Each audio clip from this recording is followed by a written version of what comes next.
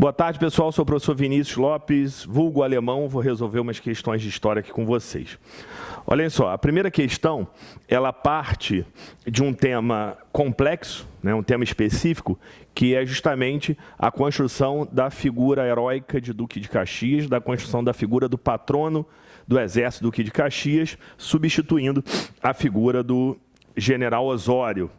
Diz aqui no texto de apoio: a imposição oficial de Duque de Caxias como patrono do Exército, em 1923, deu início ao declínio do culto ao general Osório.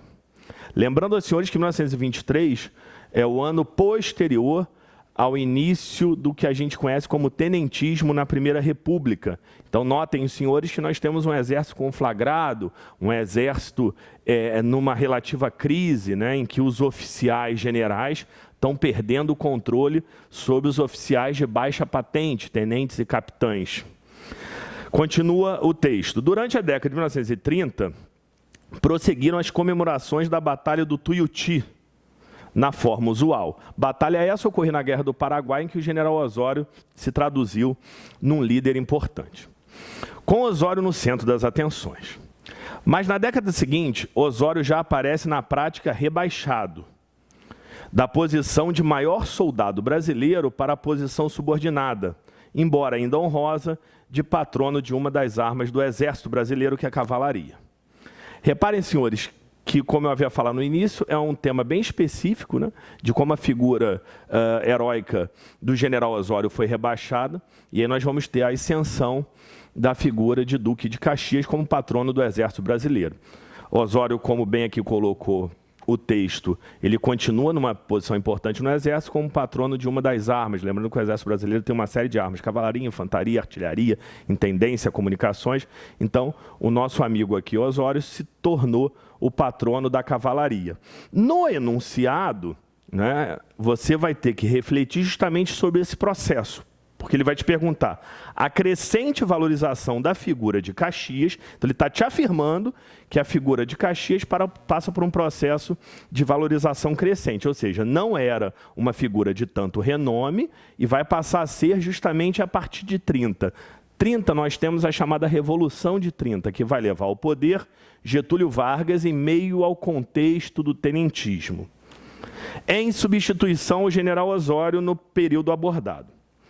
Está relacionado ao esforço para superar a seguinte conjuntura interna no Exército Brasileiro. Então, você vai ter que entender o seguinte: o que estava ocorrendo, tanto que ele fala em conjuntura é momento, o que estava ocorrendo no Exército Brasileiro naquela transição dos anos 20 para os anos 30, ou seja, fim da Primeira República e a afirmação da Era Vargas. E ele te dá 4 alternativas, não é? Lembrando aos senhores que, para facilitar, digamos assim, a tua certeza, né, para você ter a prova dos 9, como se dizia antigamente, é importante que façamos por eliminação. Na letra A ele diz assim: hierarquização estimulada pelo autoritarismo. Essa letra A fatalmente te levaria ao erro. Primeiro, que ela já está na letra A, né? E segundo, que você associa Vargas ao autoritarismo, sobretudo por conta da ditadura estado-novista. Mas nota, se voltarmos ao gabarito e formos, que é importante você fazer isso, sempre voltar ao enunciado. Diz assim: para superar a seguinte conjuntura interna. O Exército, à época, vivia um problema de hierarquização estimulada pelo autoritarismo. Quer dizer que um regime autoritário, ele traz problemas, ele questiona, ele, de uma certa maneira, acaba por diminuir a importância da hierarquização? É óbvio que não.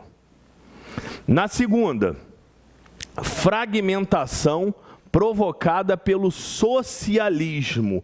A segunda é o teatro do absurdo, né? Nós não vivíamos uma realidade socialista e nós não tínhamos, por não viver, a possibilidade do Exército Brasileiro se fragmentar pelo socialismo. Ah, professor, mas eu lembrei da intentona comunista de 35. Notem os senhores que já vai ser um passo muito mais à frente, muito restrito a alguns poucos membros do Exército Brasileiro, que não corresponderia à conjuntura interna do Exército.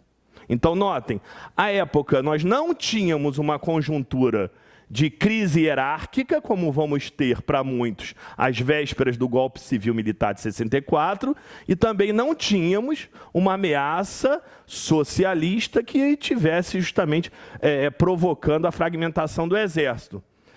Nascer, ele diz, divisão ampliada pelo tenentismo. Ou seja, o que ele quer dizer? Que, como eu havia falado no início, nós temos o Exército Brasileiro nos anos 20, vivendo uma situação de relativa crise envolvendo a baixa oficialidade, tenentes e capitães, o movimento tenentista e a alta oficialidade. Essa baixa oficialidade era muito identificada na figura do Osório, o soldado do povo. Então, substituir o Osório pelo Caxias simbolizou à época uma forma, né, do generalato, dos oficiais de alta e altíssima patente, conseguirem contornar essa crise gerada pelo tenentismo e tornar o Exército novamente hegemônico.